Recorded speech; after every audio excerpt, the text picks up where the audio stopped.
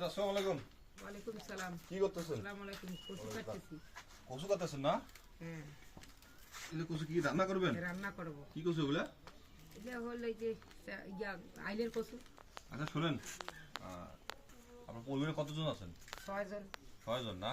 6 জন। সবাই সুস্থ? অসুস্থ 4 জন। 4 জন অসুস্থ। কি সমস্যা?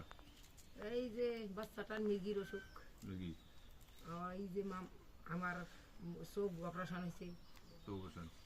আবার ফের ওই যে ব্লাড দেওয়া লাগে ব্লাড দেওয়া লাগে। শরীরে, আর ছেলে আর প্রতিবন্ধী। প্রতিবন্ধী না?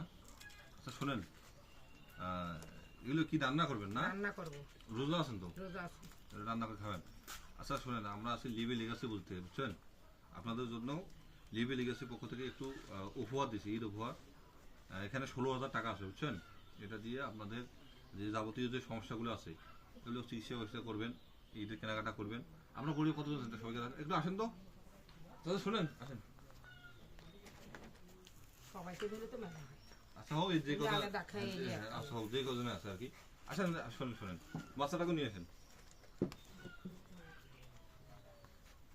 আপনাদের জন্য শুনেন, এই ঈদের উপহার লিভে লিগাসির পক্ষ থেকে রমজান মাসে আপনারা বাজার করবেন বা ঈদের কেনাকাটা করবেন।